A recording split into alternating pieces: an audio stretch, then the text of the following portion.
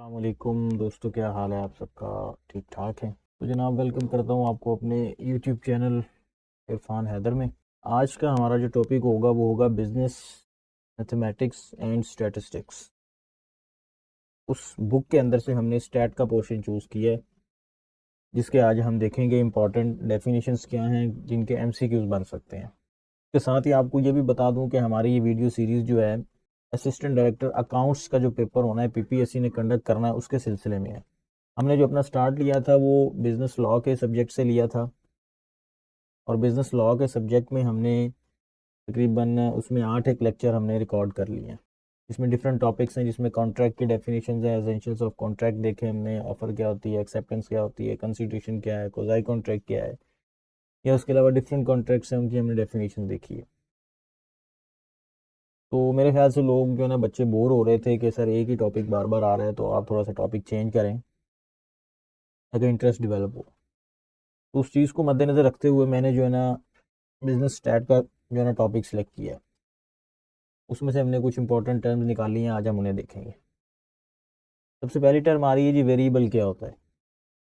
Variable जैसे कि नाम से ही हमें पता लग रहा है कि जिस चीज़ की वैल्यू चेंज होती रहती है उसको वेरिएबल कहते हैं। तो स्टैट में वेरिएबल क्या होगा? Any observe characteristics is called a variable if it is assumes different values from subject to subject, otherwise a constant। Subject to subject का मतलब हम जो क्वेश्चन कर रहे हैं या हम जिस डाटा के ऊपर बात कर रहे हैं, अगर उस डाटा की हर वैल्यू दूसरी वैल्यू से डिफरेंट हुई तो वो डाटा क्या कहलाएगा? वेरिएबल डाटा कहलाएगा, या उस हम वैल्यू को क्या कहेंगे? वेरिएबल वैल्यू कहेंगे। फॉर एग्जांपल, मेट्रो ट्रेन में आप सफ़र कर रहे हैं और आपसे कहा जाए कि मेट्रो ट्रेन में जो पैसेंजर्स हैं इनका हम एक चार्ट बना कर दें कि इनमें जो पैसेंजर्स हैं उसमें क्या कैटेगरी है। उसमें बच्चे भी हैं, जवान भी हैं, बूढ़े भी हैं, औरतें भी हैं।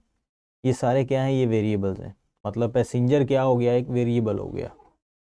मज़ीद इसमें आ जाए, हम कहें जी पैसेंजर्स की एज कैलकुलेट करनी है आपने, कितनी एज से कितनी एज तक के पैसेंजर्स हैं, तो एज क्या हो गया? एक वेरिएबल हो गया, फैक्टर।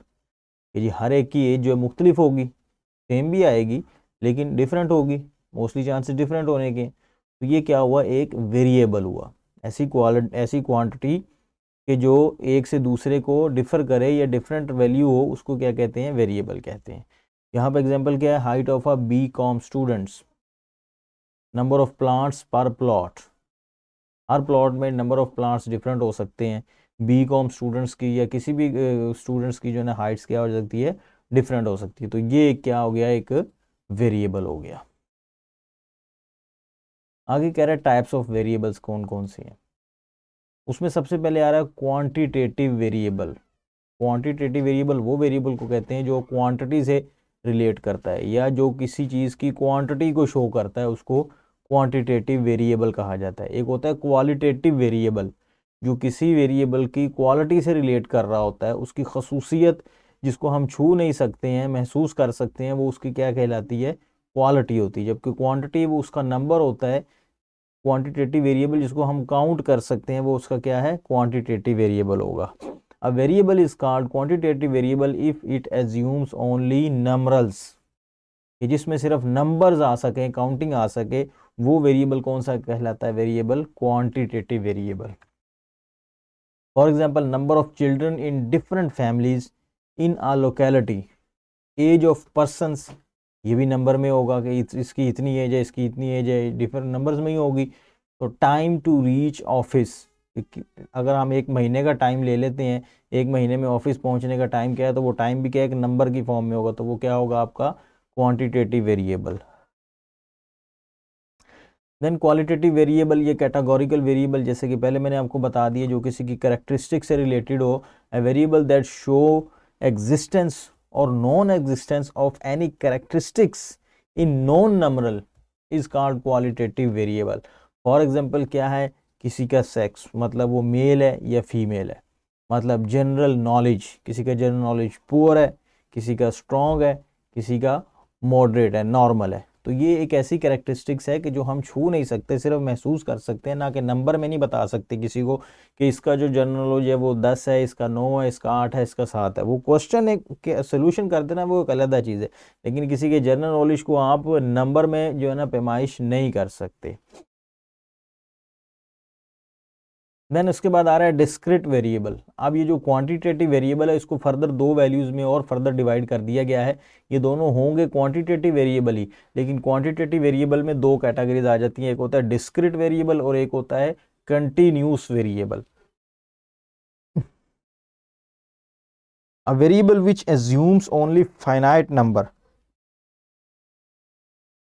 फाइनाइट नंबर का मतलब महदूद, मतनाही, काउंटेबल, ठीक है, जिसको आप गिन सकते हो, उसको क्या वो क्या होगा आपका डिस्क्रिट वेरिएबल होगा।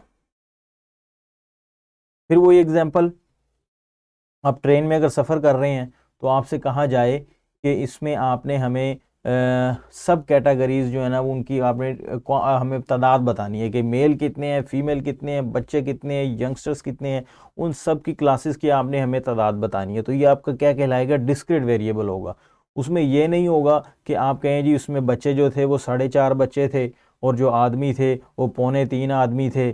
मतलब आप पॉइंट में नहीं जा रहे, तो पॉइंट में आ भी नहीं सकती ये वैल्यू, तो इसका मतलब काउंटिंग क्या हो गई उनकी, वो क्या हो गई डिस्क्रीट वेरिएबल। और इसी तरह अगर मैं कहूँ ट्रेन के अंदर आपके सीट्स कितनी है, तो सीट्स जब आप काउंट करेंगे तो सीट्स में आप यही बताएंगे कि सीट्स 10 हैं, 20 हैं, 100 हैं, 200 हैं, 101 है, 101.5 नहीं हो सकती, 101.2 नहीं हो सकती, 109.1 नहीं हो सकती, मतलब कि पॉइंट में नहीं आ सकती, एक राउंड फिगर होगी, तो वो आपकी क्या कहलाएगी डिस्क्रीट वेरिएबल होगा। For example number of computer in different laboratories. Laboratories के अंदर कंप्यूटर हैं कितने हैं, 2 हैं, 4 हैं, 10 हैं, 20 हैं, 100 हैं, मतलब पॉइंट में नहीं, हाफ नहीं होंगे, पौने में नहीं होंगे, तो ये क्या आपका कहलाएगा डिस्क्रीट वेरिएबल की मिसाल कहलाएगी। अगर आपसे कहा जाए कि इस वेरिएबल को कैलकुलेट करके लाएं इस एरिए में, तो इसका मतलब ये जो आपसे वेरिएबल कैलकुलेशन का कहा जा रहा है, ये वेरिएबल कौन सा वेरिएबल है, डिस्क्रीट वेरिएबल है। कंटिन्यूस में आ जाएंगे, कंटिन्यूस में आपको इसके ऑपोजिट पता लग गया जो पॉइंट्स में आ सकता है। जिस तरह अगर मैं कहूँ जी मेट्रो ट्रेन के अंदर जितने पैसेंजर सफ़र कर रहे हैं, हमें 1 मंथ का डाटा चाहिए और उस 1 मंथ के डाटे के अंदर फर्दर कैटेगरी चाहिए कि उनकी हाइट कितनी है। उन्होंने कोई प्रोजेक्ट लॉन्च करना है, उन्होंने पहले एनालिसिस किया और एनालिसिस करने के बाद उन्होंने हाइट्स का एक चार्ट बना दिया कि जो मेल पैसेंजर सफ़र करते हैं उनकी हाइट्स यहाँ से लेके यहाँ तक है। अब हाइट अगर आप देखें तो हाइट राउंड फिगर में नहीं होगी, हाइट जो है वो हमेशा पॉइंट्स में ही होगी, राउंड में भी हो सकती है लेकिन कोई ज़रूरी नहीं है कि वो राउंड में ही ख़त्म हो जाएगी। किसी की हाइट 5.5, 5.2, 5.3, 6.1, 6.2, तो ये पॉइंट्स में आ रहा है। तो हाइट एक ऐसा वेरिएबल है जो कि कंटिन्यूस क्वांटिटेटिव वेरिएबल होगा। अब डिस्क्रीट एंड कंटिन्यूस डेटा क्या होता है, एक है वेरिएबल और एक है डेटा। तो सिंपल, अगर डिस्क्रीट वेरिएबल्स पे आपने कुछ कलेक्शन करके डाटा बनाया है तो वो क्या कहलाएगा डिस्क्रीट डाटा, और अगर कंटिन्यूस वेरिएबल्स को इकट्ठा करके आपने कुछ डाटा बनाया तो वो क्या कहलाएगा कंटिन्यूस डाटा कहलाएगा।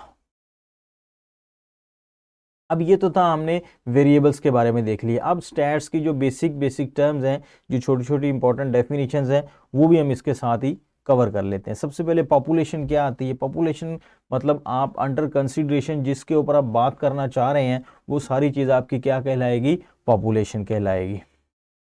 The total group under discussion और the group to which the results will be generalised is called population. मतलब आपने अगर एक जेंडर में से अगर आप मेल की बात करना चाह रहे हैं, किसी एरिया की बात करना चाह रहे हैं, तो उस एरिया में तमाम जेंडर्स क्या कहलाएंगे उसकी पॉपुलेशन कहलाएंगे। सैंपल क्या होता है, सैंपल सिंपल सिलेक्टेड वैल्यू होती है, सिलेक्टेड डाटा होता है अमंग द पॉपुलेशन, जिसके ऊपर आप कुछ एक्सपेरिमेंट करना चाह रहे हैं, वो पॉपुलेशन के अंदर से जो डाटा लिया जाता है वो उसका सैंपल कहलाता है। The part of the population selected in order to analyse some characteristics of the population is called the sample. Simple सी बात है, स्टैट में आप क्या करते हैं फार्मूलाज अप्लाई करते हैं, फार्मूलाज अप्लाई करने के बाद में कुछ डिसीजन करते हैं, कुछ हाइपोथेसिस क्रिएट कर लेते हैं, मफरूजात बना लेते हैं अपनी कैलकुलेशन की बुनियाद पर। फिर वो जो कैलकुलेशन होती है वो होल पॉपुलेशन पर अप्लाई कर दी जाती है on the basis of sample, जो उनमें से सैंपल कलेक्ट किया जाता है उसके ऊपर जो फार्मूला लगाया जाता है, फार्मूला लगाने के बाद जो वैल्यू आती है, जो डिसीजन हमारा बनता है, वो क्या कहलाता है, वो पूरी पॉपुलेशन पे अप्लाई कर दिया जाता है। डेटा क्या होता है? Collected facts and figures relating to an issue is called a data. मतलब डेटा वो है फैक्ट्स और figures relating to an issue, जिसके ऊपर आप बात करना चाह रहे हैं, उस इशू से रिलेटेड आपने अगर कोई फैक्ट्स एंड फिगर्स कलेक्ट कर लिए हैं तो वो फैक्ट्स एंड फिगर्स क्या कहलाएंगे? आपके डेटा होंगे। पैरामीटर्स क्या होता है? It is a quantity computed from a population when the entire population is available. Entire population का मतलब कि आपके पास कोई ऐसा क्वेश्चन है जिसके अंदर आपके पास सारी पॉपुलेशंस मौजूद हैं, मतलब उसकी पॉपुलेशंस लिमिटेड है, कोई ऐसी चीज़ है कि जिसकी वैल्यूज़ लिमिटेड हैं, तो आपने उसके ऊपर जब कोई फार्मूला मीन का, अर्थमेटिक मीन, ये वो जो भी स्टैट के फार्मूले हैं वो लगाकर आपने कोई वैल्यू अखज़ की है, कोई डिसीजन, कोई वैल्यू निकाली है, तो वो वैल्यू क्या कहलाएगा? आपका पैरामीटर कहलाएगा, क्योंकि आपने वो पूरी पॉपुलेशन पर अप्लाई करके निकाल ली है, और वो पूरी पॉपुलेशन का मतलब वो सब पर वो चीज़ अप्लाई हो सकती है। तो वो पैरामीटर क्या कहलाता है? कि जो पॉपुलेशन के अंदर से हम कैलकुलेशन करके डाटा निकालते हैं वो पैरामीटर कहलाता है, जबकि दूसरा सैंपल के ऊपर से हम जो निकालते हैं वो हमारी स्टैटिस्टिक कहलाता है। The quantity computed from the sample is called statistic. Sample कहाँ से लेंगे? उसी पॉपुलेशन के अंदर से वैल्यू निकाली, क्योंकि हमारे पास अगर हम कहें जी पूरे पाकिस्तान की जो आबादी है उसकी कैलकुलेशन हमने करनी है, तो कैलकुलेशन करने के बाद हम हर मेल के पास जाकर अगर कोई इन्फॉर्मेशन लेना चाहते हैं तो वो इम्पॉसिबल है। हम नहीं ले सकेंगे कि हमने हर क्वेश्चन ईयर करना है और हर मेल के पास जाके वो क्वेश्चन करना है, तो वो नामुमकिन सी बात है। हम क्या करेंगे कि हम डिफरेंट एरियाज़ में जाकर कुछ सिलेक्टेड पर्सन से जाकर वो क्वेश्चन ईयर करेंगे, और क्वेश्चन ईयर करने के बाद वो डाटा ले आएंगे। अब वो डाटा के ऊपर जब हम कुछ कैलकुलेशन करेंगे तो हम जो एनालिसिस निकालेंगे, जो स्टैटिस्टिक निकालेंगे, वो स्टैटिस्टिक्स हम ये बेस करेंगे कि पूरी पॉपुलेशन का ही यही रुझान होगा, पूरी पॉपुलेशन ही इसी डाटा पे डिपेंड कर रही होगी, या पूरी पॉपुलेशन का जवाब भी यही होगा जो इन सैंपल्स ने दिया है, ये एज्यूम कर लिया जाता है। तो ये स्टैटिस्टिक होती है। स्टैटिस्टिक एक ब्रांच है, जबकि उस वैल्यू को क्या कहेंगे? स्टैटिस्टिक, जिसको सैंपल के बेस के ऊपर निकाला गया होगा। सैंपल क्या होता है? The part of the population selected, ये ऑलरेडी पहले हो गया है। स्टैटिस्टिक्स, ये है डेफिनेशन, ये है ब्रांच। वो स्टैटिस्टिक क्या है? एक फिगर है, एक वैल्यू है। Statistics is a science of decision making through collecting, organising, analysing and interpreting collected data relating to the issue. Statistics उस पूरी ब्रांच को कहते हैं जिसके अंदर आप डाटा कलेक्ट भी करते हैं, एनालाइज भी करते हैं, समराइज भी करते हैं, और उसके बाद इंटरप्रेट भी करते हैं टू फाइंड सम डिसीजन। दो ब्रांचेस हैं स्टैटिस्टिक्स की, एक जिसमें डिस्क्रिप्टिव स्टैटिस्टिक्स आती है, दूसरी जिसमें इन्फ्रेंशियल स्टैटिस्टिक्स आती है। डिस्क्रिप्टिव स्टैटिस्टिक्स वो स्टैटिस्टिक्स है जिसमें आप कुछ डिस्क्राइब करके देते हैं वैल्यू को, कुछ स्टेटमेंट की फॉर्म में आप डिसीजन देते हैं। The branch of statistics which helps to describe और point out the main feature of the collected data is called the descriptive statistics. Highlight कर देती है, पॉइंट आउट कर देती है कुछ करेक्टरिस्टिक्स जिसकी बिना पर आपने ये कैलकुलेशन की होती है, वो आपकी क्या कहलाती है? डिस्क्रिप्टिव स्टैटिस्टिक्स कहलाती है। जबकि इन्फ्रेंशियल स्टैटिस्टिक्स इसके ऑपोजिट है, the branch of statistics which help in making decision in the face of uncertainty. Uncertainty का मतलब गैर यकीनी सूरत हाल। फिर वो एग्जांपल कि अगर पूरी पाकिस्तान की आबादी के में से मेल से आपने कुछ क्वेश्चन ईयर करना है, कुछ आंसर क्वेश्चन करने हैं, आपने कुछ डाटा कलेक्ट करना है, तो वो इम्पॉसिबल है, वो बहुत ज़्यादा टाइम कंज्यूमिंग काम होगा, तो इतना टाइम जो है ना अवेलेबल नहीं होगा, उसके लिए रिसोर्सेज बहुत ज़्यादा चाहिए होंगे। तो उसकी बिना उससे बचने के लिए क्या किया जाता है? कुछ एरियाज़ के अंदर से सैंपल कलेक्ट कर लिए जाते हैं, फिर उस सैंपल के ऊपर कैलकुलेशन की जाती है, और कैलकुलेशन करने के बाद उससे जो डाटा, जिससे जो डिसीजन अखज़ किया जाता है, वो इन्फ्रेंशियल स्टैटिस्टिक्स कहलाता है। That is making decision about any population characteristics on the basis of incomplete information using a sample। इस सैंपल की बुनियाद पर हम कैलकुलेशन करने के बाद पूरी पॉपुलेशन पर वही डिसीजन अप्लाई कर देते हैं, तो वो क्या कहलाता है, इन्फ्रेंशियल स्टैटिस्टिक्स। अब ये डेफिनेशन में आ सकते हैं ये क्वेश्चन में। स्टैटिस्टिक इंक्वायरी क्या होती है? Statistical inquiry is an investigation using statistical tools and techniques to reach at a decision। वो tools and techniques क्या हैं? वो इसके formulas हैं जिसकी मदद से आप किसी decision पर पहुंचते हैं। अब डेटा की आगे दो इकसाम आ जाती हैं, प्राइमरी डाटा और सेकेंडरी डाटा।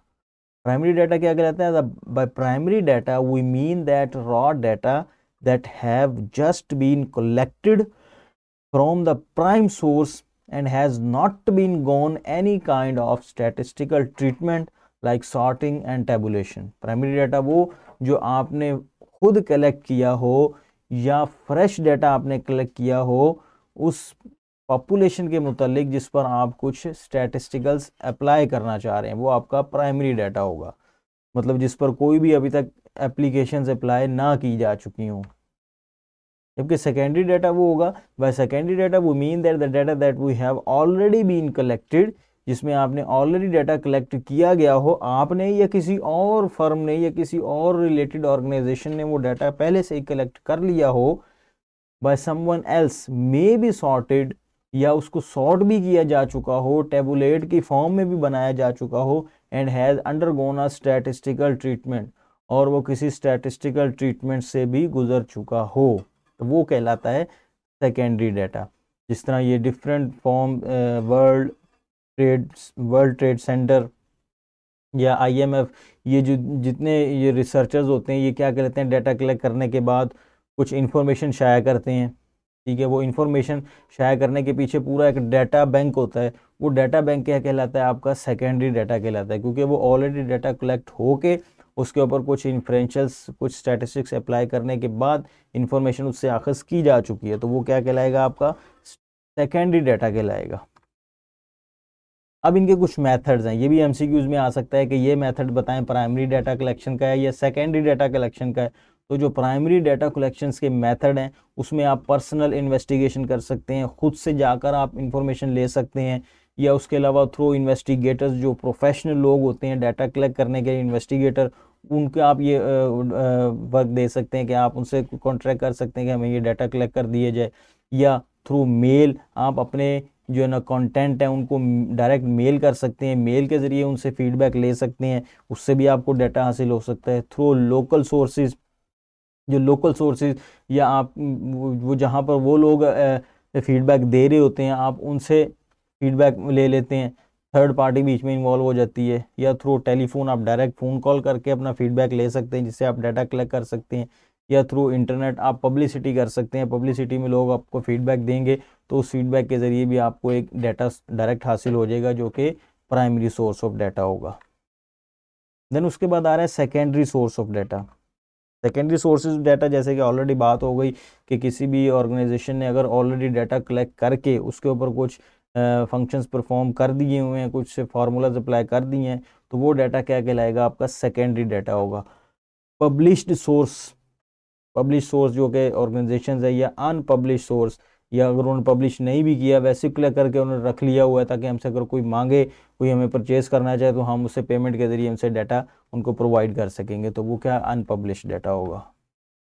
क्लासिफिकेशन क्या होती है, क्लासिफिकेशन दर्जाबंदी होती है। आपने डाटा कलेक्ट कर लिया, अब इस डाटा को आपने डिफरेंट क्लासेस की बेस पर कैटेगराइज कर लेना है और उनको सेपरेट कर लेना है, तो इसको आप क्या कहलाएंगे, क्लासिफिकेशन के। Classification is a process of distributing collecting observations into the different classes और groups according to their resemblance and affinities. Affinities resemblance का मतलब उनकी करेक्टरिस्टिक्स की बुनियाद पर। फॉर एग्जांपल आपने पॉपुलेशन पाकिस्तान की है, इसको आपने इस क्लासिफिकेशन करना है, तो आप क्या करेंगे, इसमें मेल अलहदा, फीमेल अलहदा, इसमें बच्चे अलहदा, मेल्स के अंदर भी आप एज वाइज करेक्टरिस्टिक्स लगा लेंगे, फीमेल के अंदर भी एज वाइज करेक्टरिस्टिक्स लगा लेंगे, तो डिफरेंट करेक्टरिस्टिक्स बनाकर आपने अलग अलग ग्रुप्स बना दिए, तो ये क्या कहलाता है, क्लासिफिकेशन कहलाता है। तो जनाब ये थी आज की एक छोटी सी इन्फॉर्मेशन, छोटा सा एक ओवरव्यू जो कि स्टैटिस्टिक्स के बारे में था। तो इंशाल्लाह इसी तरह नेक्स्ट फिर वीडियो में आपसे मिलेंगे, तब तक के लिए अपना ख्याल रखिएगा। अल्लाह हाफ़िज़।